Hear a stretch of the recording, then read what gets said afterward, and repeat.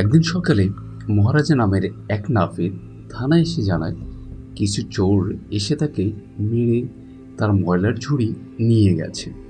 সাধারণ একটি ময়লার ঝুড়ির জন্য কেউ কি কেস করতে আসে? পুলিশের মাথায় হাত। পুলিশ জানতে চায় চোর এত কিছু রেখে শুধুমাত্র ময়লার ঝুড়ি কেন নিয়ে যাবে। তবে মহারাজা কোনো কথাই শুনছে না। ময়লার ঝুড়ি খুঁজতে সে পুরো থানাকেই পাগল বানিয়ে ছাড়ে আর সবাইকে বলে ঝুড়ি খুঁজে দিতে পারলে সে নাকি 5 লক্ষ টাকা দেবে।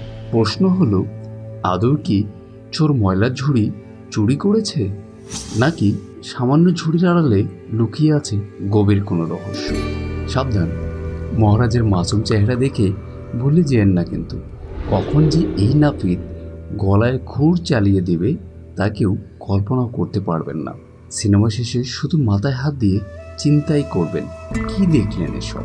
সাপের মতো ঠান্ডা মাথার এক দুর্দর্শন নাপিতের মাস্টার প্ল্যানে গল্প নিয়ে কথা বলবো আজ। তো বন্ধুরা, ভিডিওটির শুরুতেই আপনাদের কাছে আশা রাখছি চ্যানেলটি সাবস্ক্রাইব করে সঙ্গেই থাকবেন। তো বন্ধুরা, এবার গল্পে আসা যাক। সম্প্রতি মুক্তিপ্রাপ্ত মুভি মহারাজা বেশ সাড়া জুগিয়েছে নেট দুনিয়ায়। সিনেমার ওপেনিংয়ে আমরা দেখতে পাই শহরের ছোট্ট একটা সেলুনের দোকান, নাম রামকি। কোনো কাস্টমার না থাকায় সেলুনের মালিক গানের কলি খেলা শুরু করে। মালিক একটা গান গেয়ে মহারাজাকে বলে, দিয়ে গান গাও। তো মহারাজা অনেকক্ষণ আমতা আমতা করে বলে, কাল আমার ছুটি লাগবে। যাই হোক, পরের দিন আমরা দেখতে পাই মহারাজা একটা পুতুলের দোকানে পুতুল খুঁজতেছে। একটি করে পুতুল নিচ্ছে আর রাস্তার অপর পাশে বসা তার স্ত্রীকে দেখাচ্ছে যে কোনটা নিবে সে। দূর থেকে একটা খেলনা পছন্দ করে দিলে মহারাজা দোকানদারকে দিয়ে দেখে পিছনেই মা আর সন্তানের একটা খুবই সুন্দর শোপিস। তবে এটা আর স্ত্রীকে দেখায় না, কারণ সে ভালো করেই জানে এটা তার স্ত্রী অবশ্যই পছন্দ করবে। হঠাৎই খুব দ্রুত গতির ট্রাক আসার শব্দে মহারাজা পাশে ফিরে তাকাতেই দেখে ট্রাক তার গতি হারিয়ে সোজা গিয়ে তার বাসায় ধাক্কা খায় আর সামনের দেয়াল ভেঙে সাঁতারের উপরে রাখা সবকিছু ভেঙে নিচে পড়ে যায়। মুহূর্তেই মহারাজার দুনিয়া যেন থমকে যায়। তার হাত থেকে শোপিসটা পড়ে ভেঙে যায় আর মহারাজা সামনে তার বাসার দিকে তাকিয়ে হতবাক হয়ে শুধু দাঁড়িয়েই থাকে। এরপর গল্প এগিয়ে যায় 15 বছর পরে। একটি স্কুলে মেয়েদের দৌড় প্রতিযোগিতা হচ্ছে। মাঝের এই মেয়েটির নাম জয়তী। বর্তমানে ক্লাস 10-এ পড়ে। পড়ালেখায় দুর্বল হলেও খেলাধুলায় সে বেশ ভালো। স্কুলের পিটি টিচার বাদে আর কোনো টিচার তাকে পছন্দ করেন না। এই পিটি টিচারের নাম আশিফা। জ্যোতি এবং স্কুলের অন্যান্যদের প্রশিক্ষণ দেওয়া হচ্ছে, কারণ সামনেই তারা স্কুলের পক্ষ থেকে একটা রানিং কম্পিটিশনে অংশগ্রহণ করতে যাবে। বিশাল বড় বড় বিল্ডিং এর মাঝে ছোট্ট এই বাসাটা হলো জ্যোতির বাসা, যেখানে জ্যোতি তার বাবার সাথে থাকে। জ্যোতির বাসার সদস্য 3 জন: মহারাজা, জ্যোতি আর লাক্ষ্মী। লাক্ষ্মী কি, এটাই ভাবছেন তো? আচ্ছা দাঁড়ান বলছি। লাক্ষ্মী হচ্ছে ট্রাক দুর্ঘটনার সময় উপর থেকে পড়া সেই ডাস্টবিন, যার কারণে জ্যোতি বেঁচে যায়। আর সেদিন থেকেই সামান্য সেই ডাস্টবিন হয়ে যায় এই বাবা মেয়ের অমূল্য সম্পদ। তাই বাবা মেয়ে মিলে প্রতি সপ্তাহে একবার লাক্ষ্মীকে গোসল করিয়ে তিলকও লাগিয়ে দেয় এবং খুব যত্ন করেই বাসায় রাখেন তার মৃত মায়ের ছবির নিচে। জ্যোতি পার্কে জগিংয়ে যায় আর মহারাজা কাজে বের হওয়ার সময় দরজা তালা দিয়ে চাবি পাশে ফুলের টবের নিচে রেখে যায় আর জ্যোতি এসে তার স্কুলের জন্য বের হয়ে যায়। মহারাজা রোজ সকালে এসে তার সেলুন খুলে, রোজ সকালে দোকান, আর দোকান থেকে বাসায়, এটাই মহারাজার জীবন। কিন্তু মেয়ের জন্য মহারাজা সব করতে পারে। একদিন মহারাজাকে স্কুল থেকে ডাকা হয়। প্রিন্সিপাল বলে, তোমার মেয়ের টিসি নিয়ে যাও। তোমার মেয়ের কত বড় সাহস, গেস্টের ওয়েলকাম ড্রিঙ্কসে মদ মিশিয়ে আমাকে সবার সামনে অপমান করিয়েছে। আর তার ব্যাগে মদের বোতলও পাওয়া গেছে। মহারাজের একটাই কথা, তার মেয়ে কোনো খারাপ কাজ করতেই পারেন না। প্রেসিডেন্ট মহারাজের কোনো কথা না শুনেই উল্টোপাল্টা বলতেই থাকে। ঠিক তখনই আশিফা একটা ছেলেকে ধরে এনে প্রিন্সিপালকে একটু ভিডিও দেখায়, বলে যে এই ছেলেটাই ড্রিঙ্কসে মদ মিশিয়েছে।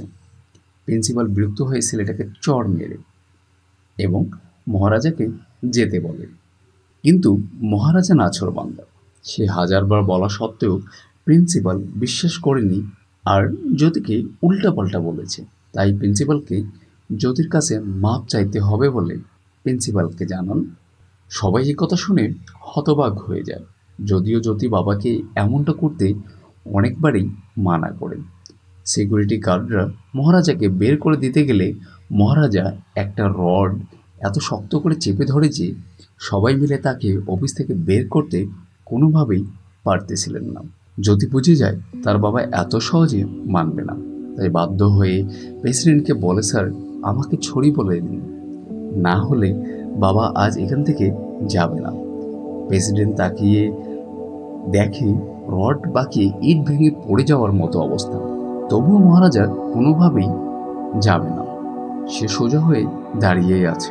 ভয়ে প্রেসিডেন্ট সরি বলে দেন। এতে নিশ্চয়ই বুঝেছেন মহারাজা তার মেয়েকে কতটা ভালোবাসে। এভাবেই গল্প এগোতে থাকে। কয়েকদিন পরেই জ্যোতিদার পুরো টিমের সাথে এক সপ্তাহের জন্য বাইরে খেলতে যাবে। এটাই প্রথমবার বাবা থেকে পুরো এক সপ্তাহ দূরে থাকবে। জ্যোতি ব্যাগ গুছিয়ে বাবাকে বলে, সময় মতো খেয়ে নিবি আর ঘুমাবে, খবরদার দরজা আবার খোলা রেখো না, আর লক্ষ্মীর খেয়াল রেখো। আমি কিন্তু ভিডিও কল দিয়ে চেক করব। মেয়েকে স্কুলের বাসে উঠিয়ে দিয়ে চোখের সীমানা থেকে না যাওয়া পর্যন্ত মহারাজা তাকিয়েই থাকে। সেলুনে এসে সারাদিন কাজ করে। ঠিক 10টা বাজার 5 মিনিট আগেই সেলুন বন্ধ করে স্কুটি নিয়ে বাসা যাওয়ার পথে রওনা দেয়। বাসায় এসে আরামে দরজা লাগিয়ে ভিতরে যায়, কিন্তু কিছুক্ষণ পরেই একটা সাপকে দেখা যায়। সাপটা বাসা ঢুকতেই দেখা যায় সারা ঘরের সব জিনিস এলোমেলো হয়ে পড়ে আছে। জানালার কোণায় মহারাজা অজ্ঞান হয়ে পড়ে আছে। সাপটাও মহারাজা গা ঘেঁষে জানালা দিয়ে বেরিয়ে যায়।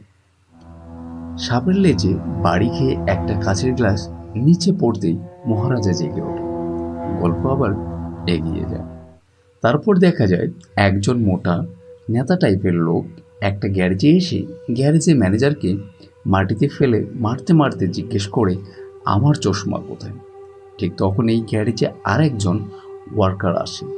গ্যারেজে আসতেই ম্যানেজার বলে, গতকাল এই ওয়ার্কার আপনার গাড়ি সার্ভিসিং করেছিল, আমি ওকে জিজ্ঞেস করে আপনাকে জানাচ্ছি। ম্যানেজার গিয়ে বলে, তুই না গতকাল গাড়ি সার্ভিসিং করে দিয়ে আসলি, সত্যি করে বল চশমার কি করেছিস? অবশ্যই তুই জেল থেকে বের হয়েছিস, তোকে দয়া করে কাজে রেখেছি, তুই উল্টা আমাকেই মার খাওয়াচ্ছিস। সব শুনে সেই নেতা রেগেই একটা টুল নিয়ে ওয়ার্কারকে মেরে মাটিতে ফেলে বলে, তুই আমার গাড়ি কাল নিয়ে আজ সকালে ফেরত দিয়েছিস, তাহলে সারা রাত ওই গাড়ি নিয়ে ঘুরেছিস। বলেই রাগী ওয়ার্কারকে একদম মেরে ফেলতেই গেলে ম্যানেজার এসে কোনো রকমে পা ধরে নেতাকে সামলায়। নেতা বলে, কাল সকালের আগে ওই চশমা না পেলে এই গ্যারেজ আমি জ্বালিয়ে দেব। বলেই সে নেতা সেখান থেকে চলে যায়। সন্ধ্যায় ওই কাউন্সিলর একবারেই বসে তা লোকদেরকে এই গল্প বলতেই সবাই বলে, আপনার ওকে এত সহজে ছেড়ে দেওয়া ঠিক হয়নি, ও তো 1 নম্বরের চোর। ঠিক তখনই সেই ওয়ার্কার ধানা বাড়ি এসে নেতাকে দেখিয়ে সেই চশমা হাতে নিয়ে ঘোরাতে থাকে। এরপর নেতার সামনেই সেই চশমা ভেঙে ফেলে। সাথে সাথে নেতার রাগে ছেলেটার দিকে তেড়ে আসলে ছেলেটার নেতাসহ বাকি সবাইকে ইচ্ছা মতো মারতে থাকে। পরের দিন সকালে থানার এক অফিসার পুলিশ পুলিশ বলে কাউকে ডাকছে। আপনারা নিশ্চয়ই ভাবছেন পুলিশকে ডাকছে। আসলে এই থানার 1 নম্বর দাগি চোর আছে, যার নামটি হচ্ছে পুলিশ। কাল সে চুরি করে ধরা পড়ে। থানায় নিয়ে এসে মোটা লাঠি পাছায় ইচ্ছে মতো মারতে থাকে। পুলিশ ব্যথা সহ্য না করতে পারে। পুলিশ দৌড় দিলেই লাঠি গিয়ে পড়ে মহারাজের পায়ের কাছে। মহারাজের মুখে আঘাতের চিহ্ন, কানে ব্যান্ডেজ। মহারাজ লাঠি উঠিয়ে খুঁটিয়ে খুঁটিয়ে হেঁটে কে লাঠিটা দেয়। পেরুমাল জিজ্ঞেস করে, তুমি কি আবার কে? মহারাজের নাম বলে আমার বাসায় চুরি হয়েছে, তাই এফআইআর লেখাতে এসেছি। সেই অফিসার বলে, আগে পুরো ঘটনা বলো, আমি ঠিক করব এফআইআর লিখব কিনা। মহারাজা টক টক করে এক বোতল পানি শেষ করে তারপর তার গল্প শুরু করে। মহারাজা বলে, কাল রাতে 10টায় দোকান বন্ধ করে আমি বাসায় যাই।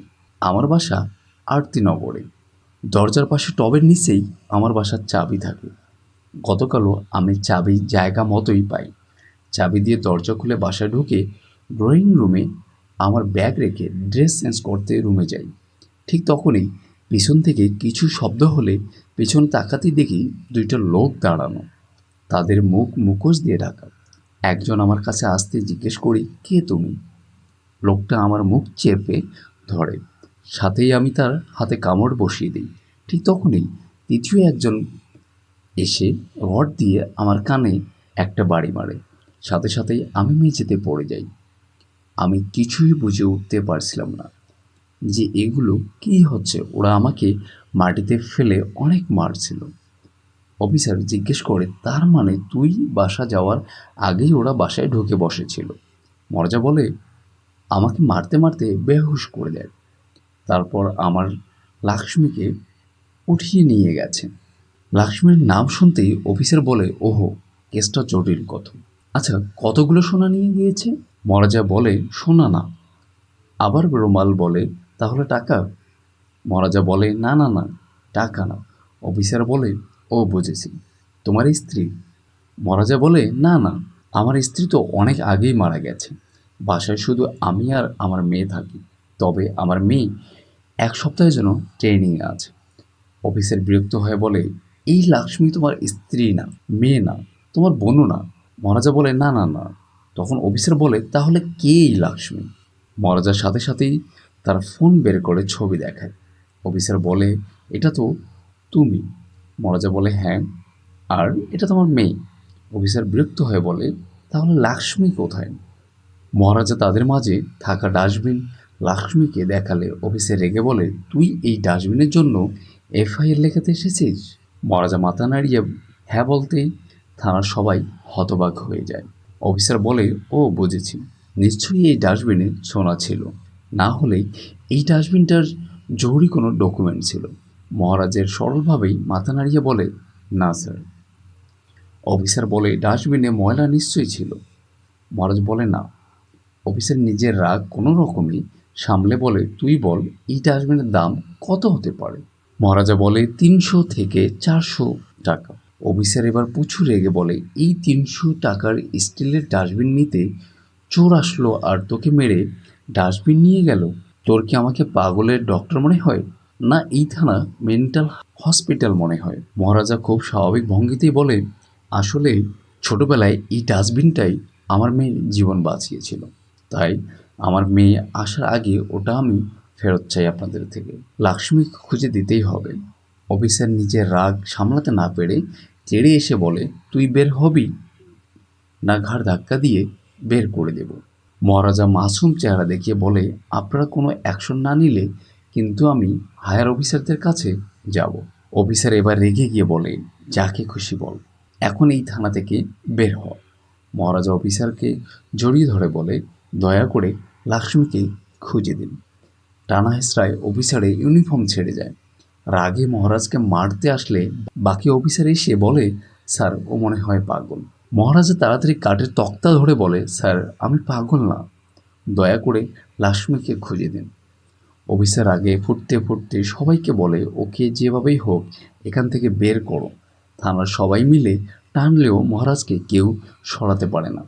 পুলিশ নামের চোরটাও মহারাজের হাতে কামড় বসিয়ে দেয়। তবুও মহারাজ বলতে থাকে, দয়া করে আমার লাক্ষ্মীকে খুঁজে দিন তাড়াতাড়ি। এক পর্যায়ে সেই তাকটা দেওয়াল ভেঙে বের হয়ে আসে। সাথে সাথেই তার উপর রাখা সব জিনিসপত্র নিচে পড়ে যায়। ওপর থেকে একটা মাটির কলস ভেঙে সাপ বের হয়ে আসলে সাপ দেখে সবাই ভয়ে দৌড়ে যায়, কিন্তু মহারাজা সেখানে বসে থাকে। সবাই থানা থেকে বের হয়ে ভয়ে বাইরে দাঁড়িয়ে আছে। ঠিক তখনই মহারাজা সাপটাকে ধরে বাইরে এসে থানার বারান্দায় দাঁড়ায়। তারপর আর এক সিনে নিয়ে যাওয়া হয়। এদিকে ইন্সপেক্টর ভাড়ো তখন এক চোরের সাথে হাত মিলিয়ে চুরি করা সোনা বদলে নকল সোনা দিয়ে কোনো রকমে বুঝ করে থানায় ফিরে আসে। সব এলোমেলো হয়ে আছে আর সবাই মিলে সব গোছাচ্ছে। বড় রেগে এসবের কারণ জিজ্ঞেস করলে সবাই রাগী চোখে মহারাজার দিকে তাকায়। মহারাজ তখন চুপচাপ এক কোণায় বসা, ভাবটা এমন যেন সে কিছুই জানে না। ভারতকে দেখে মহারাজা উঠে দাঁড়ায়। ভারত মহারাজাকে তার সামনে বসিয়ে জিজ্ঞেস করে, বলেন কি হয়েছে।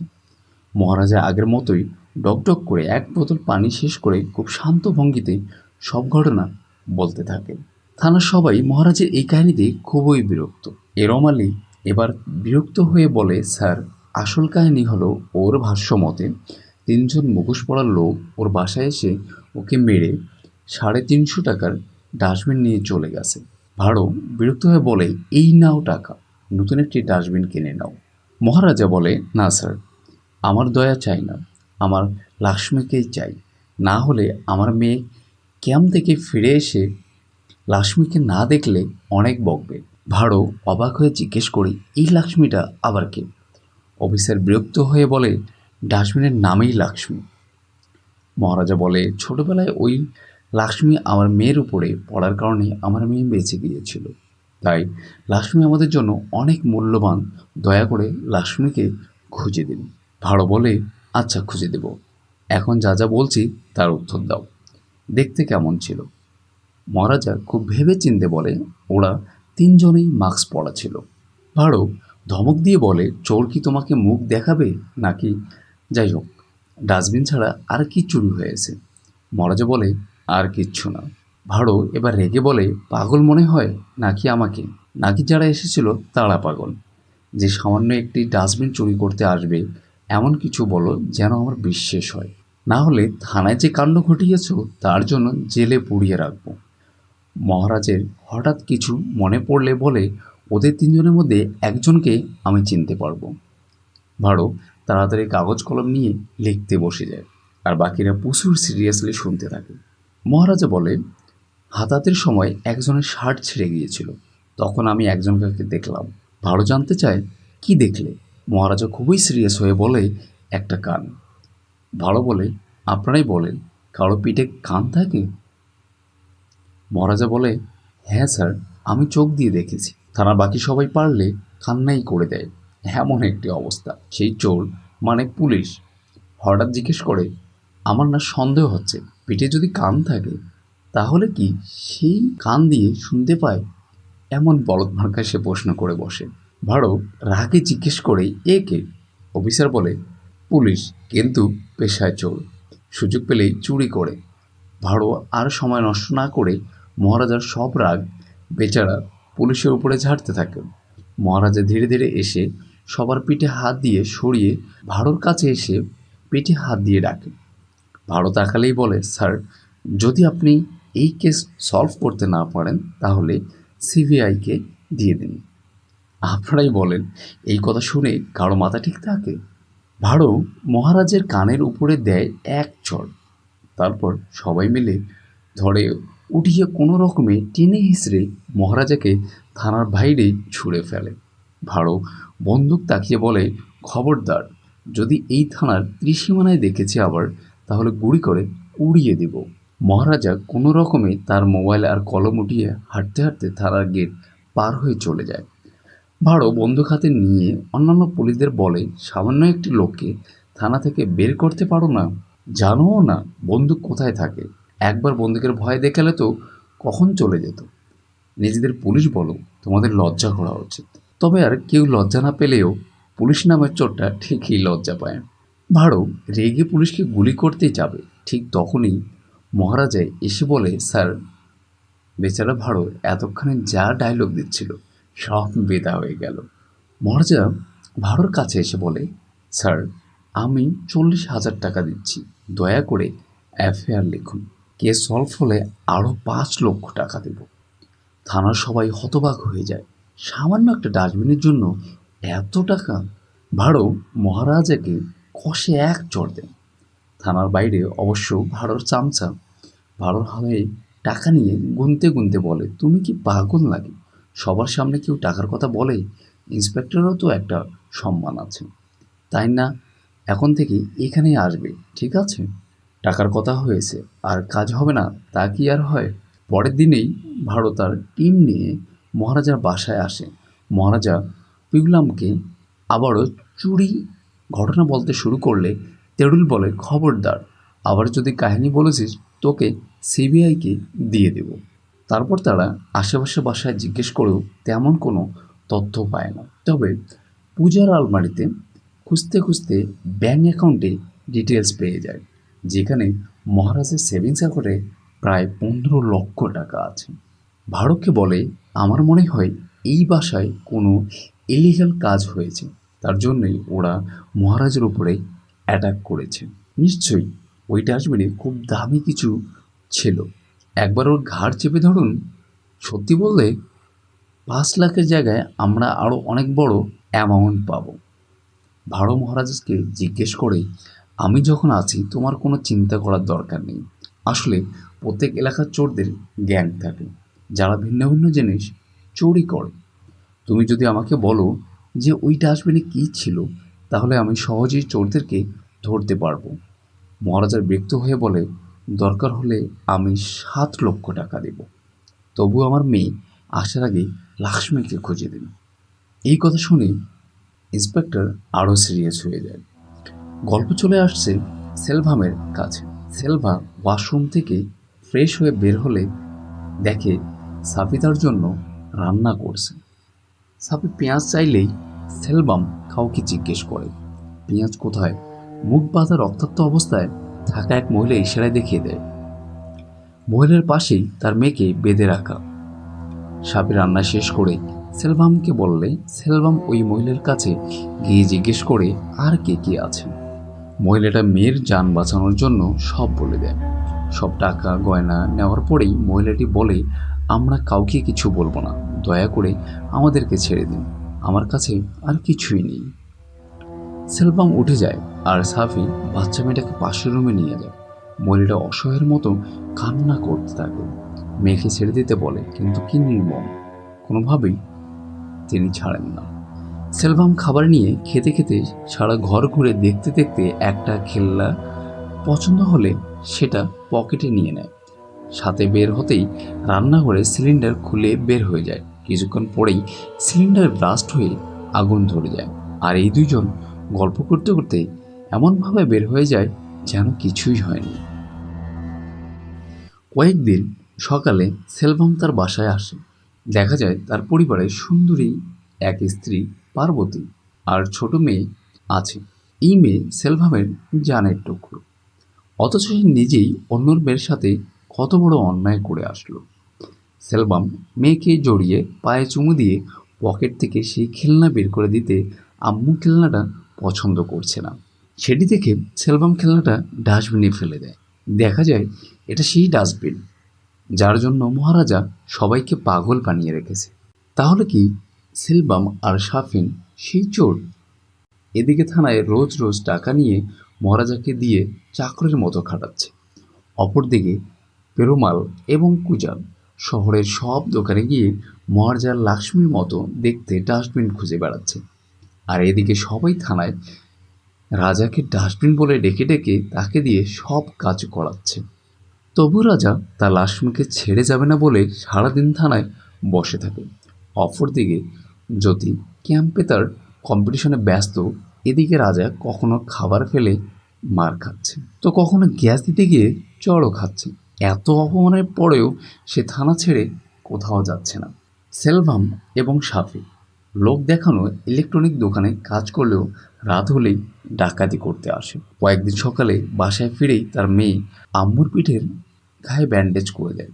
যদিও বাবাকে ভিডিও পাঠিয়ে বলে কতবার কল করেছি, ধরোনি, আর লক্ষ্মীর ছবিও দাওনি, কোথায় তুমি? সেটি মহারাজার মেয়ে বলে তাকে। এদিকে কুজান একটি থালা বাসনের দোকানে ডাস্টবিন খুঁজলে দোকানদার চিৎকার চেঁচামেচি শুরু করে দেয়। পুলিশের খবরের শিবা আসে, বলে কী হয়েছে কুজান? শিবাকে ডাস্টবিনের ছবি দেখাতে গেলেই তখনই ভাড়ো কল দেয়। কুজান ভাড়োকে শিবার কথা বললেই শিবাকে বলে, আমার অমনি একটি পুরনো ডাস্টবিন লাগবে, যেভাবে পারো ম্যানেজ করে দাও। এদিকে পেরুমাল তামিলনাড়ু পুলিশের আইটিতে একটা নাম্বার দিয়ে বলে, এই নাম্বারে গত বৃহস্পতিবার আর লোকেশন কোথায় কোথায় ছিল বের করে দিন। পেরুমাল সেবাকে নিয়ে বাইকে করে যাওয়ার পথে এই লোক বলেছে ডাস্টবিন দিলে 7 লক্ষ টাকা দেবে। সেবা বলে, তাহলে কি হাতছাড়া করা যাবে না? নিশ্চয়ই ওই কোটি টাকা কামাবে, তাই তোমাদের লাখেরও পুরস্কার। এদিকে সেই গ্যারেজের ম্যানেজার থানায় মহারাজের পাশে খুব চিন্তিত হয়ে বসে আছে। তার হাতে গ্যারেজের সেই বেপরোয়া ধানার ছবি।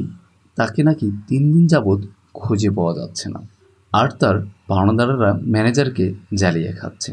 ছবিটি দেখতেই মহারাজের মুখটা কেমন জানি হয়ে যায়। তখন তার মনে পড়ে যায় কাউন্সিলর যখন ক্লাবে বাকিদের সাথে গল্প করছিল, মহারাজ কাউন্সিলরকে জিজ্ঞেস করে, আপনার গাড়ি গতকাল রাতে ওই প্লাজায় ছিল। কাউন্সিলর রেগে বলে, তাহলে তুইও ওই চোরের সঙ্গী নাকি? রাজা শান্তভাবে জিজ্ঞেস করে, বলবেন যে আপনার গাড়ি নিয়েছিল সে এখন কোথায় আছে?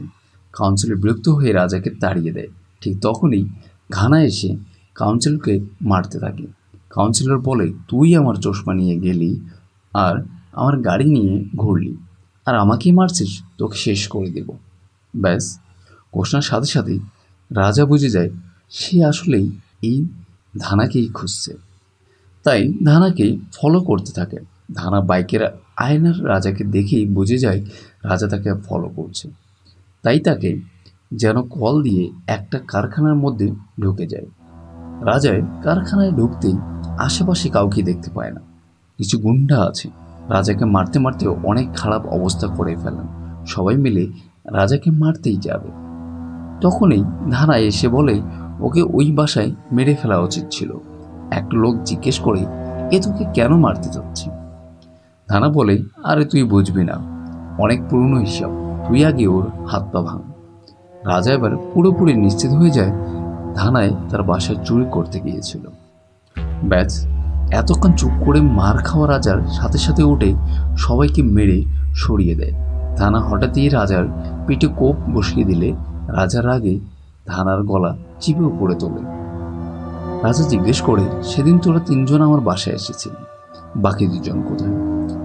রাজার কানে কানে বলেই, ওদের মধ্যে একজন তোর এলাকায় থানায় আছে, পারলে খুঁজে নে। রাজার পায়ে রড ঢুকিয়ে দিয়ে বাইক নিয়ে পালাতে যায় রাজা।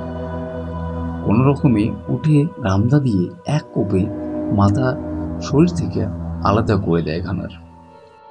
তারপর আবার থানার গল্পে ফিরে আসে। মহারাজা ম্যানেজারকে জিজ্ঞেস করে, ছবির এই ছেলেটা আপনার বন্ধু হয়? ম্যানেজার বলে, না, ও আমাকে ফাঁসিয়ে 3 দিন ধরে উধাও। মহারাজা ম্যানেজার কাঁধে হাত বুলিয়ে সান্ত্বনা দিয়ে বলে, চিন্তা করবেন না, পেয়ে যাবেন।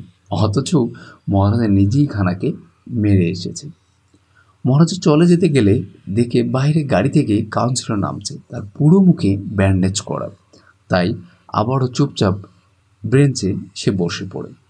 কাউন্সিলর ভাড়োকে বলে, ধানা চশমা চুরি করেছে, তাই ওকে মেরেছিলাম, এর জন্য কমপ্লেন করবে নাকি?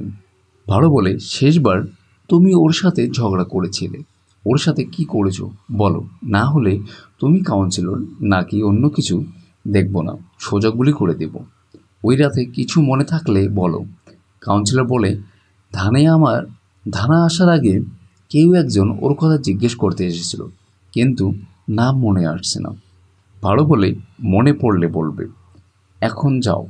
কাউন্সিলর বাইরে এসে মহারাজার পাশেই বসে, তবে গায়ে ব্যথার কারণে মহারাজার চেহারা দেখতে পায় না।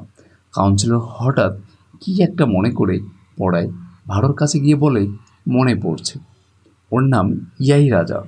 ভাড়ো ধমক দিয়ে তাকে বের করে দেয়।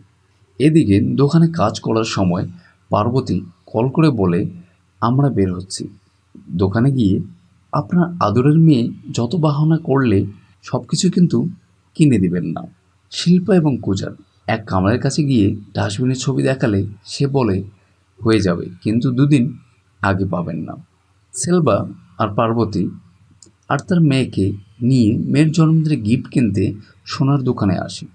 নর্মাল সোনার চেয়ে মেয়ের পছন্দ না হওয়ায় সিরিয়াসলি সেলবাম সেলসম্যানকে অন্য কিছু দেখাতে বলে।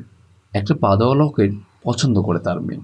পার্বতী দাম জিজ্ঞেস করলে সেলসম্যান বলে, এটা রেড ডায়মন্ডের, তাই একটু দাম বেশি। পার্বতী নিতে মানা করলেও সেলবাম বলে, টাকা নিয়ে চিন্তা করো না, মেয়ের পছন্দ হয়েছে, এটাই নিব। এদিকে মহারাজা থানায় বসে আছে। পানি খাওয়ার বাহানায় পুলিশ ওই চোর মহারাজার কাছে গিয়ে বলে, আমাকে 40,000 দিলে তোমার ডাস্টবিন আমি খুঁজে এনে দেব, এরা কিচ্ছু করবে না। এদিকে খামার ছবি দেখে একই রকমের ডাস্টবিন বানিয়ে ফেলে। সেলভামের মেয়ের জন্মদিনের দিন চলে আসে। সেলভাম সোনার দোকানের লকেট আনতে যায়। ঠিক তখনই পার্বতী কল দিয়ে বলে ভালো করে চেক করে নেবে, আর আসার সময় কোনো ভালো সেলুন দেখে অবশ্যই দাড়ি কেটে আসবে।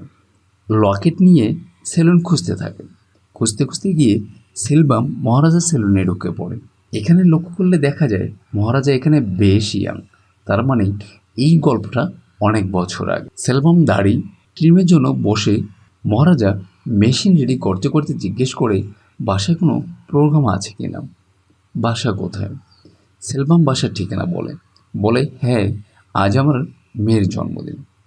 মহারাজা জিজ্ঞেস করে আমারও মেয়ে আছে, আপনার মেয়ের নাম কি? সেলভাম রেগে বলে, কেন, দাড়ি ট্রিম করতে আমার জীবন বিবরণ না জানলে কি করা যাবে না?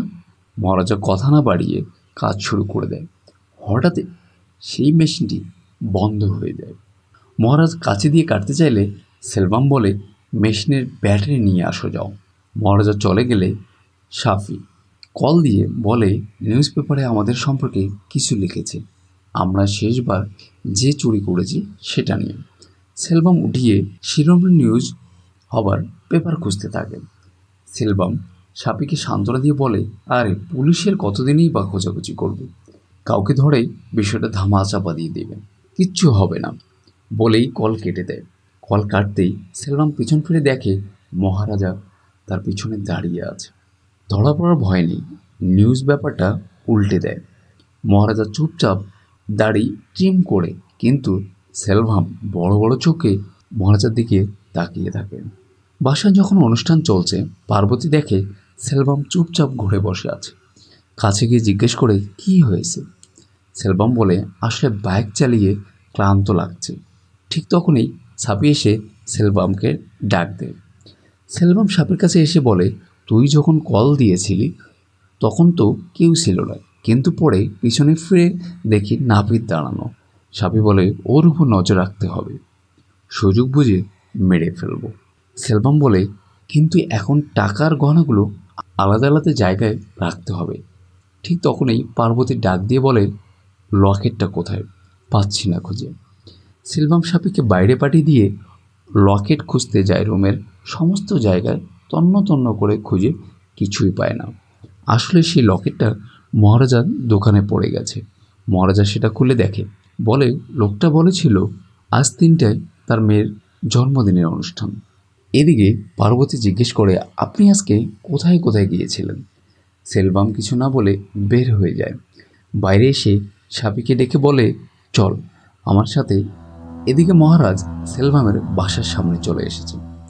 মহারাজা স্কুটি থামিয়ে নামতেই পেছনেই পুলিশের গাড়ি থামে।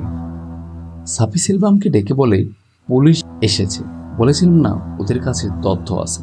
সেলভাম পুলিশের আগে মহারাজাকে হাঁটতে দেখে। বলে, এই নাপিতই আমাদেরকে ধরিয়ে দিয়েছে, তুই পালিয়ে যা। পুলিশ মহারাজাকে ধাক্কা মেরে আগে গিয়ে সেলভামকে ধরে। সাপি দৌড় দিলে তাকেও ধরে পুলিশ। সেলভামকে বলে, কদিন ধরে খুঁজছি, আর তুই এখানে চুরি করে অনুষ্ঠান করছিস? সেলভামকে মারতে দেখে পার্বতী মেয়েকে কোলে নিয়ে দৌড়ে এসে পুলিশকে ঠেলে ফেলে বলে, আমার স্বামী কিছুই করেনি। বলে জিজ্ঞেস করেন, এই বদমাশ কত মহিলার মঙ্গলসূত্র চুরি করেছে, কত মেয়েকে হত্যা করেছে, তাদের সাথে অন্যায় করেছে সে।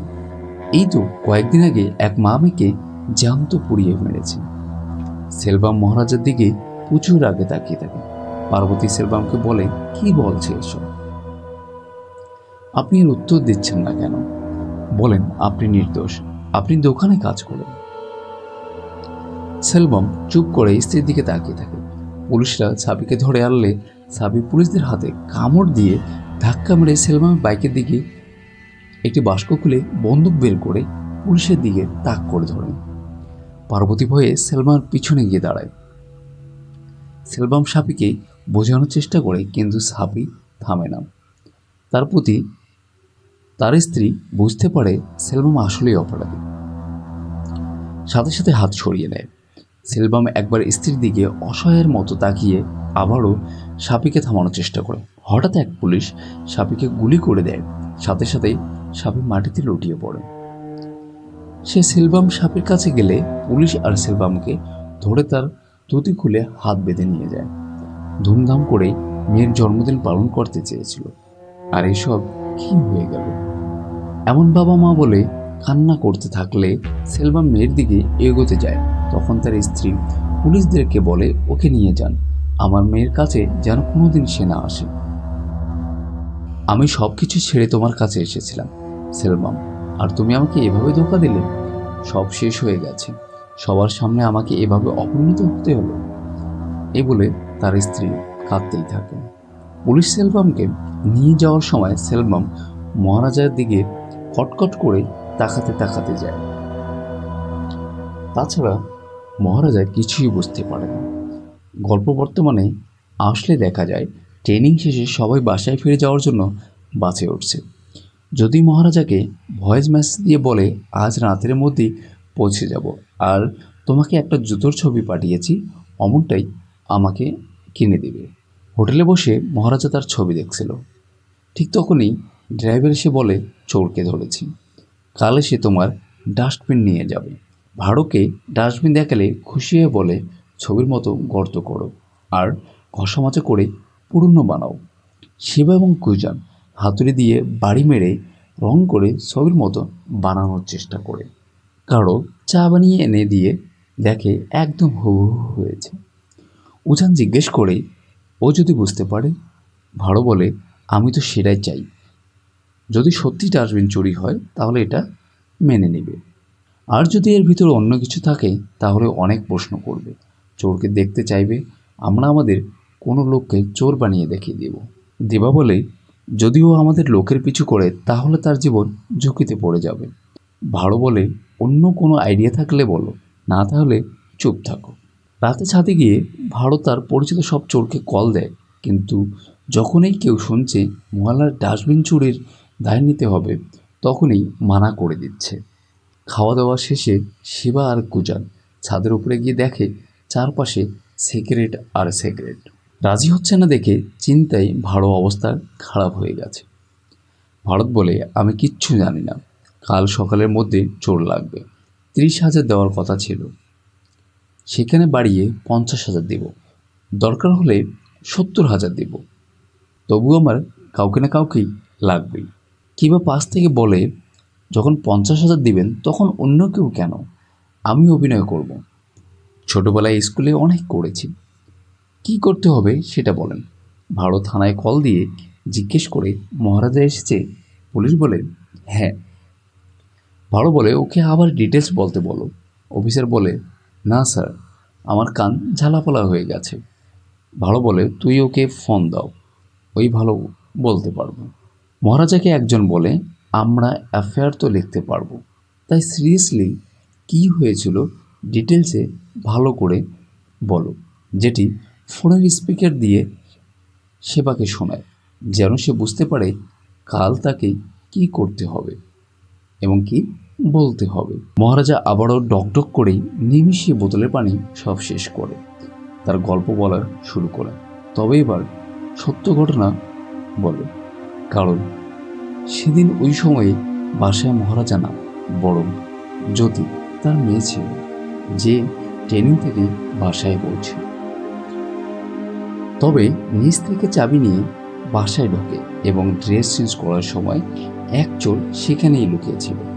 হঠাৎ চোরের ধাক্কা লেগে কিছু জিনিস পড়ে গেলে জ্যোতি জিজ্ঞেস করে কে। পিছন থেকে শিবা এসে মুখ চেপে ধরে। জ্যোতি যেন কাউকে দেখতে না পায়, তাই একটা কাপড় দিয়ে জ্যোতিকে চোখ বেঁধে দেয়। জ্যোতি নিজেকে ছাড়ানোর অনেক চেষ্টা করে। সেবার আঙ্গুল একটা কামড় দিয়ে সেবাকে মেরে ফেলার চেষ্টা করে। ঠিক তখনই অন্য রুমে থাকা তৃতীয় ব্যক্তি রড দিয়ে জ্যোতির চোখে আঘাত করে। জ্যোতি আহত হয়ে মাটিতে লুটিয়ে পড়ে। দেখা যায় এই তৃতীয় ব্যক্তি সেলভাম, অর্থাৎ সেলভাম প্রতিশোধ নিতে ফিরে এসেছে। সেলভাম নির্মমভাবে জ্যোতিকে লাথি মারে। ব্যথায় জ্যোতি ছটফট করতে থাকে। কিছুক্ষণ পরে তিন চোর বাইরের রুমে আসলে সেলভাম হতাশ হয়ে চিৎকার দেয়। শিবা বলে, মহারাজা এখনও আশায় থাকলে ওকে শেষ করে চলে যেতাম, সেখানে ওর মেয়ে রয়েছে। সেলভাম সামনের দেয়াল দেখে জ্যোতি এবং মহারাজার ছবি ঝুলানো। শিবা বলে, মেয়েটা কিন্তু সুন্দর। সেলভা ইশারা দিতেই শিবা জ্যোতির রুমে চলে যায়। এই সেলভাম আসলেই একটা অমানুষ। এদিকে মহারাজা বাসায় ফেরার সময় জ্যোতির ছবি দেওয়া সেই লাল জুতা কিনতে একটা দোকানে যায়। দোকানদার বলে স্টকে নেই, আর যদি চান তাহলে 3 কিলোমিটার দূরে গোডাউন থেকে আনতে হবে। আপনি কি এতটুকু সময় অপেক্ষা করতে পারবেন? মেয়ের খুশির জন্য মহারাজা রাজি হয়ে যায়। বড় বড় মতোই সেলভাম রান্নাঘর থেকে খাবার এনে খেতে বসে। সেবা বের হলেই ধানা জ্যোতির রুমে যায়। সেও তার সর্বনাশ করে। ধানা আর সেবাকে বলে, তুই তো বলেছিলি 10টায় চলে আসে, কোথায় সে এখনও তো এলো না, ঠিকমতো ফলো করতে পারিসনি বোধহয়। সেবা বলে, মহারাজা ঠিক 9টায় দোকান বন্ধ করে বাসায় চলে আসে। আজ কি জানি কোথায়, সব কিছু তো প্ল্যান মতো হয় না সব সময়। হয়তো সে আজকে অন্য কিছু করছে। যেমন এই মেয়ে 1 সপ্তাহ ধরে ট্যুরে ছিল, আজকে হুট করে চলে আসলো। আসলে সেলভাম মহারাজাকে খুন করতে এসেছিল, কিন্তু জ্যোতি সেই বলে শিকার হলো। সেবা সেই 3 চোরের একজন। তবে শিবা এখনও জানে না যে সে যে চুরির দায়ভার নিচ্ছে সে চুরিটাই করেছে। প্রথম থেকেই মহারাজা তার মেয়ে আসামিদের খুঁজছিল, আর পুলিশকে বলেছে লক্ষ্মী নামক সেই ডাস্টবিনের কথা। এই জন্যে মহারাজা সেদিন থানাকে মারতে দ্বিতীয়বারও ভাবেনি। মেয়ের সাথে হওয়া অন্যায়ের কথা মনে পড়ায় মহারাজা অঝরে কাঁদতে কাঁদতে বলে, ওরা 3জন অনেক বড় ছিল, আমি তাদের সাথে লড়তে পারিনি। আসলে এটা জ্যোতির কথা ছিল। আমাকে মেরে ওরা আমার লক্ষ্মীকে নিয়ে গেছে। মহারাজা হাত জোর করে বলে, আমার লক্ষ্মীকে খুঁজে দিন। সেবার রুম থেকে বের হলে ধানা তাকে খুন করতে যেতে বলে। সেলভাম বলে, পরে দেখা যাবে। ধানা বলে, 13 বছর ধরেই এই দিনে অপেক্ষা করছো, এখন কি হলো? জেলে থাকার সময় তো বলতে ওকে মারবে। সেলভাম পাত্তা না দিয়ে সেখান থেকে চলে যায়। মেয়ে এমন ভয়ানক অবস্থা কোনো বাবারই সহ করতে পারবে না। সেলভাম মহারাজকে মৃত্যুর থেকেও বড় সাজা দিয়ে গেল। মহারাজা উঠে গেলে এক পুলিশ ডাক দিয়ে বলে, এইটুকু তো বুঝেছি, তুমি শুধু ডাস্টবিনের জন্য এখানে আসোনি। মহারাজা তখনও বলে, ওর নাম ডাস্টবিন না, লক্ষ্মী। তো হাসবে। ভাড়ো রেগে গিয়ে বলে, কানের নিচে দেব একটা। সেবা বলে, আমি না তো করিনি। ঠিক আছে, করে দিব। 1 মিনিট স্ত্রীকে একটা কল করে আসে। সেলভাম একটি পরিবারের সাথে বসে খাবার খাচ্ছিল। সেবা সেলভামকে কল করে বলে, আমরা ভেসে গেছি, ডাস্টবিন চুরি হয়েছে বলে কমপ্লেন করেছে। এমন খোঁজাখুঁজির পর আমাকে অভিনয় করতে বলছে। সেলভাম বলে, ধারাকে কল দাও, আমি জরুরি কাজে সেরাম এসেছি। সেবা বলে, ধারার কোনো খোঁজ খবর নেই, আমি তো এমনিও ফেসে যাব, সকালে আসবো বলে এখান থেকে পালাচ্ছি। সেলভাম এমন কিছু করতে মানা করলে সেবা তার কথা আমলে নেয় না। কল কেটে সেবা ভড়কে বলে, কাল কোথায় আসতে হবে, আমাকে সময়ের ঠিকানা বলে দিন, আমি চলে আসব। ভালো বলে, তুমি আজ এখানেই থেকো, তোমার বাসা অনেক দূরে। সেবা না না না করলেও ভাড়ো ধমক দিয়ে তাকে জোর করে রেখে দেয়। এটাকেই বলে নিজের পায়ে কুড়াল মারা। টাকার লোভে অভিনয় করতে গিয়ে আসলেই সে ফেসে গেল। সেদিন মহারাজ দোকান থেকে জুতা কিনে বাসায় এসে দরজা খোলা দেখে, যদি কেউ বলে আমাকে বকা দিয়ে, এখন তো নিজের দরজা খুলে রেখেছে, একই রঙের জুতা পায়নি তাই এটা নিয়ে এসেছি। সেই রুমে ঢুকেই তার মেয়ের উদ্দেশ্যেই এই কথাগুলো বলতেছিল। যদি কোনো রকমে বাবা বলে ডাক দিলে মহারাজা তাকিয়ে সেই অবস্থা দেখে সাথে সাথে চোখ বদ্ধ করে ফেলে। তাড়াতাড়ি করে মেয়েকে হাসপাতাল নিয়ে যায়। ডক্টর বের করে পা থেকে মাথা পর্যন্ত টুকরো টুকরো করে কাটতাম। এদিকে ভয়ে সেবার অবস্থা নাজেহাল অবস্থা। সে সারা রাত চিন্তা করতে করতে ঘুমাতেও পারে না। জ্যোতির জ্ঞান ফিরলে জ্যোতি মহারাজকে বলে, বাবা ওরা কারা ছিল, কেন এমন করলো? তুমি তো আমার সব ইচ্ছেই পূরণ করো। তাহলে এই ইচ্ছাটাও পূরণ করো, আমি ওদের একবার দেখতে চাই, আমাকে ওদের কাছে নিয়ে চলো। মহারাজা কষ্ট যন্ত্রণায় কিছু বলতে পারে না, চুপ করে শুধু কান্না করে। সকাল হয়ে গেছে। ভারত সেবাকে মাঝখানে বসিয়ে মহারাজার বাসার দিকে যাচ্ছে। ভারত বলে, ওকে দেখানোর জন্য তোমাকে কিন্তু মারতেও পারি। মহারাজা তখন সবাই বসে অপেক্ষা করছিল। ডাস্টবিন মহারাজার হাতে দিয়ে ভারত বলে, এই লোকটাই চুরি করেছিল। ভারত বলে, চেক করুন, সব ঠিক আছে তো? আর বাকিটা কাজ তো? মহারাজা মাথা নাড়িয়ে বলে, হ্যাঁ স্যার। সেবাকে বলে, এবার দেখাও কিভাবে চুরি করেছো। ভয়ে সেবার গলা শুকিয়ে যায়, কিন্তু তাও মুখে হাসি রেখেছে। সেবা বলে, আমরা ভেবেছিলাম এই বাসায় অনেক দামি কিছু পাবো, তাই ঢুকেছিলাম। সেবা অন্যদিকে চলে যায়, পুলিশরা তার পিছনে পিছনে যায়, কিন্তু মহারাজা বুঝছে সবই মিথ্যা। সেবা পিছনে দরজা খুলে দেখা যে আমরা এদিক দিয়েই ঢুকেছিলাম। এই দরজাটি খুবই নর্মাল ছিল। সে এই বলে আবার ন্যাকামি করে বলে, বাসায় কিছু না পেয়ে বের হয়ে যাওয়ার চিন্তা করি। তখনই দরজা খোলার শব্দ পেয়ে আমরা লুকিয়ে পড়ি। মহারাজা বাসায় ঢুকেই লাইট জ্বালিয়ে ব্যাগ রাখে। আমরা ভাবি সেলুন থেকে এসেছে, গোসলে যাবে, তখনই বেরিয়ে পড়ব, কিন্তু ও সোজা আমাদের সামনে চলে আসে। তুমি কি বলে চিৎকার করতে থাকে। আমি দৌড়ে গিয়ে ওর মুখ এভাবে বন্ধ করে দিই। সেবা হাত দিয়ে দেখালে মহারাজার সন্দেহ হয়, কারণ সেবা যে উচ্চতায় হাত উঁচু করেছে সেটা জ্যোতির উচ্চতা। সেবা ভয়ে মহারাজের দিকে তাকায়, কারণ মহারাজা আরও লম্বা, তাই আস্তে আস্তে মহারাজার হাইট অনুযায়ী তার হাত উঁচু করতে থাকে। জ্যোতির কথা অনুযায়ী সেবার পেটে উঁচু কিছু একটা থাকার কথা, আর এই জন্যেই রাজা নানা বাহানায় থানার সবার পেট চেক করত। সেবার পেটে কিছু আছে কিনা দেখতে মহারাজা সেবাকে জড়িয়ে ধরে বলে, তুমি আমাকে মেরেছিলে, আমিও কামড় দিয়েছিলাম, মাফ করে দাও। বলেই মহারাজা পিঠে হাত বুলিয়ে দেখে তার পিঠে টিউমারের মতো কিছু একটা ব্যাসে ব্যাস। মহারাজা নিশ্চিত হয়ে যায় সেবাই সেদিন এসেছিল। শিবা মহারাজাকে ধাক্কা দিয়ে সরিয়ে দিয়ে বলে, মাফ করে দিও, চুরি করার জন্য কিছুই ছিল না, তাই আমি ডাস্টবিন নিয়ে গিয়েছিলাম। এটুকুর জন্য কেউ কেস করে নাকি? সরি ভাই। এভাবেই সেবা বলে। ভালো বলে, দেখো, চোর এবং ডাস্টবিন দুটোই পেয়েছো, টাকা দিয়ে আমাদেরকে বিদায় দাও। মহারাজা বলে, আমি ওর সাথে একা কথা বলতে চাই। ভালো বলে, ঠিক আছে। বলেই তার জানালার পাশে গিয়ে দাঁড়ায়। মহারাজা জিজ্ঞেস করে, তোমার বয়স কত? সেবা বলে, 54। মহারাজা জিজ্ঞেস করে, এই বয়সে এসব করতে লজ্জা করেনি? সেবা ভয়ে ভয়ে বলে, এসবের জন্য বয়স লাগে নাকি, সুন্দর ছিল দেখতে, তাই আর কি। মহারাজা জিজ্ঞেস করে, তোর কি মনে হয় না তুই পাপ করেছিস?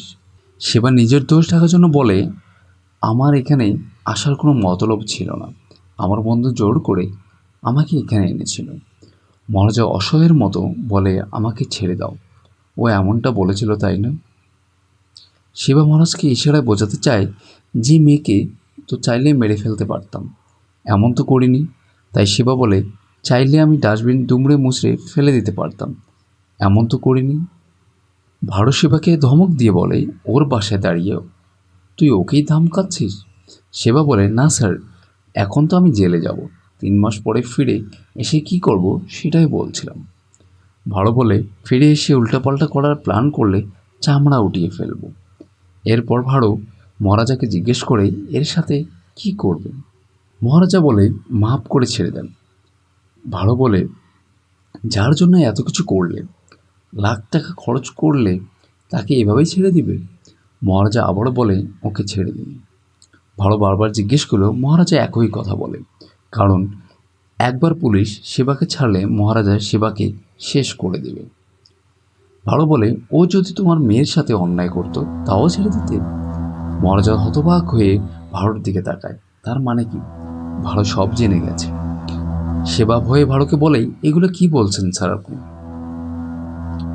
আসলে ভারত তার পুরো টিম নিয়ে সব কিছু তদন্ত করে এসেছে। প্রথমে সেই বার থেকে থানার তথ্য নিয়ে তার লোকেশন ট্রেস করে কারখানায় পৌঁছে, সেখানে রক্ত আর ধানার ফোন পায়। সে ফোনে তখন সেবা কল দিয়েছিল। গত রাতে ভারত যখন চোরদের সাথে কথা বলছিল, তখনই এক অফিসার জানায় শিবাই সেই দ্বিতীয় ব্যক্তি। শিবা ভয়ে সারসার বলতে থাকে। ভাড়ো নিচ থেকে একটা চা পাতি বের করে বলে, এই নাও, ওকে মেরে ফেলো। শিবা দৌড়ে পালাতে গেলে ভাড়ো ধরতে যাওয়ার পেছন দিয়ে শিবার জামা ছেড়ে যায়। এখন সেখান থেকে সরে কুজানের কাছে গিয়ে বলে, দেখো ওরা কি বলছে। কুজান কষে এক চড় মারে, বলে, একদিন না একদিন তো মরতেই হবে, তাহলে আজই মর, বলে টেবিলের দিকে তাকে ধাক্কা দেয়। ভারতের টিম নিয়ে ঘর থেকে বের হয়ে দরজার বাইরে থেকে তালা লাগিয়ে দেয়। কুজান বলে, স্যার, যদি এটা নিয়ে কোনো সমস্যা হয় তাহলে কি হবে? ভালো বলে, যা হবে দেখা যাবে। এসব যদি আমাদের কারো মেয়ের সাথে হতো তাহলে কি হতো? শিবা মহারাজের পা ধরে মাফ করে দাও, ভুল হয়ে গেছে বলে হাত থেকে চা পাতে কেড়ে নেওয়ার চেষ্টা করে, কিন্তু না পেরে পালাতে গেলে মহারাজা একের পর এক কোপ দেওয়া শুরু করে, একবার পিঠে তো একবার মাথায়। ব্যথায় শিবা ছটপট করতে থাকে। এমন মানুষরূপী পশুর এমনটি আসলে হওয়া উচিত। শিবা মহারাজাকে ধাক্কা মেরে বের করতে গেলে মাথা থেকে চা পাতি বের করে মাটিতে ফেলে শিবাকে জবাই করে। শিবার মতো পশুর সাথে আসলে এমনই হওয়া উচিত। বাইরে গাড়িতে বসে ভাড়ো পেরুমালকে বলে, তৃতীয় বদমাশ কোথায়, খুঁজে বের করছো তো? পেরুমাল বলে, হ্যাঁ স্যার। সিলভাম তখন এক স্পেশালি বিল্ডিংয়ের জন্য পাইপ আর দড়ি নিয়ে বিল্ডিংয়ের সামনে এসে দাঁড়ালে ওপর থেকে একজন কল করে বলে, ভাই, আপনার খোঁজে একজন এসেছে। ঠিক তখনই ওপর থেকে কিছু ইট নিচে পড়ে। ওপরে মহারাজা তখন সেলভাম এর লোকদের মারছিল। সেলভাম তাড়াতাড়ি লিফট দিয়ে ওপরে উঠে মহারাজা ততক্ষণে সেলভামের লোকদের মেরে ভর্তা বানিয়ে ফেলিয়েছিল। সেলভাম পৌঁছে মহারাজার দিকে এগোতে থাকে। মহারাজাও সামনে এগিয়ে আসলে আলোতে সেলভামকে দেখে ভূত দেখার মতো চমকে যায় মহারাজ।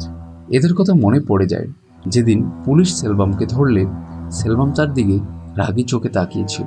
সেই সুযোগেই সেলভাম নিচ থেকে রড নিয়ে মহারাজাকে বাড়ি মারতে মারতে বলে, চিনেছিস আমাকে? 13 বছর আগে আমাকে জেলে পাঠিয়েছিল তোর জন্য। আমার মেয়ে, আমার স্ত্রী আমার থেকে দূরে সরে গেছে, আমার জীবন শেষ হয়ে গেছে, মনে পড়ছে? এই বলে মহারাজাকে দেয়ালের দিকে ছুঁড়ে মারে। তুই ভুলে গেলেও আমি কোনোদিন ভুলবো না, বলেই মহারাজাকে দেয়ালে ঠেকিয়ে গলায় রড ধরে বলে, জেলে বসে সব সময় তোর কথাই চিন্তা করতাম। আমাকে জেলে পাঠিয়ে নিজের মেয়ের সাথে আনন্দের জীবন কাটাবি, এখন কেমন লাগছে? কলিজে ছেড়ে যাচ্ছে না? মহারাজা চুপ করে কাঁদতে থাকে। সেলভাম রাগে মহারাজাকে সিঁড়ি দিয়ে নিচে ফেলে দেয়। সেলভাম বলো কুটিয়ে ছুরি মারলে মহারাজা সরে যায়। সেলভাম সিঁড়ি দিয়ে নিচে নেমে মারতে গেলে মহারাজা এবার বেলসা দিয়ে মারতে মারতে দেয়ালে ছুঁড়ে মারলে সেটা ভেঙে অপর পাশে গিয়ে পড়ে সেলভাম। ভয়ে দেয়ালে ঠেস দিয়ে বসলে মহারাজা বড় ব্লক উঠিয়ে মাথায় মারতে গেলে সেলভাম চিৎকার করতে থাকে। মহারাজা কষ্ট যন্ত্রণায় কাঁদতে কাঁদতে ব্লকটি মাথায় না মেরে সেলভামের পায়ের উপরে ফেলে দেয়। ব্যথায় সেলভাম চিৎকার করে ওঠে। কিছুক্ষণ পর মহারাজা সেলভামকে পানি দেয়। পানি পান করার শেষে মহারাজা সরে গিয়ে বসলে সেলভাম বলে, আমার এই যন্ত্রণা কিছুই না, কিছুদিন পরেই ঠিক হয়ে যাবে, কিন্তু যেটা আমি তোকে দিয়েছি সেটা জীবনভর থেকে যাবে। মহারাজা কোনো কথা না বলে একদম শান্তভাবে বসে সেলভামের দিকে ঘৃণার দৃষ্টিতে তাকিয়ে কাঁদতে থাকে কিছুক্ষণ।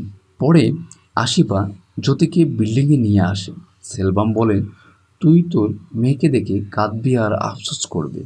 জ্যোতি উপরে এসে মহারাজাকে ডাক দিলে মহারাজা উঠে তার কাছে যায়। মহারাজা জ্যোতিকে বলে, চলো এখান থেকে। জ্যোতি বলে, আমি ওর সাথে কথা বলতে চাই। মহারাজা হাজার মানা করলেও জ্যোতির রাগের কাছে রাজাকে হার মানতেই হয়। মহারাজা উপায় না পেয়ে মেয়েকে ওই রাক্ষসীর সাথে কথা বলতে রাজি হয়।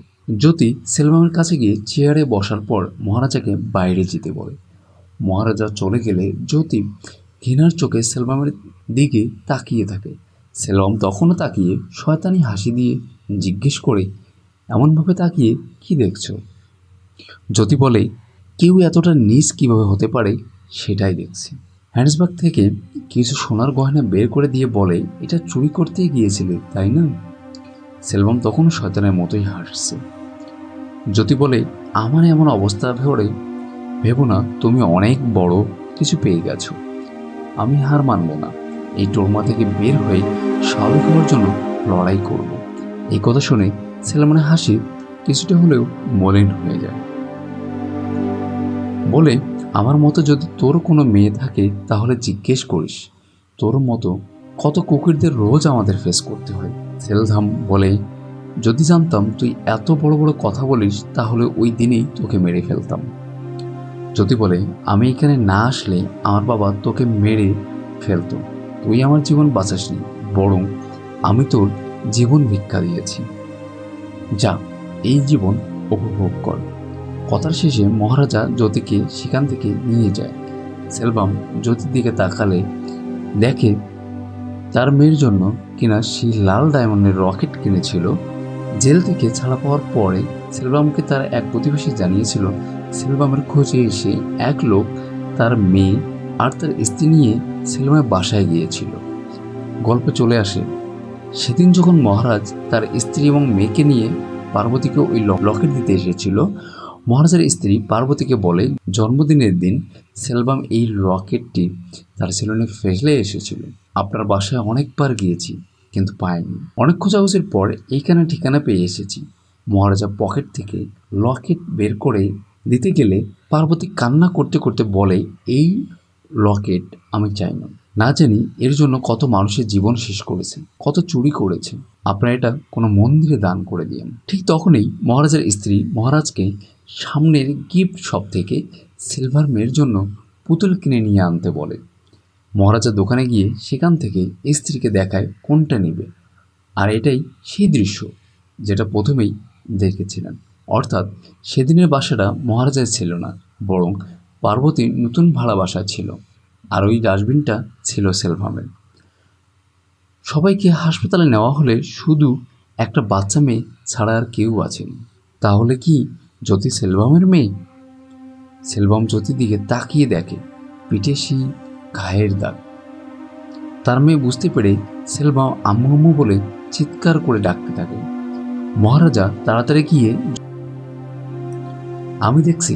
মহারাজা সেলভার কাছে বসলে সেলভা মহারাজার পা ধরে বলে, ও আমার মেয়ে তাই না? চিৎকার দিয়ে বলে, আমাকে মাফ করে দিন। বাঘের মতো গর্জন করা সেলভাম অসহায়ের মতো কাকুতি মিনতি করে। সেলভাম হাহাকার করে কান্না করতে থাকে।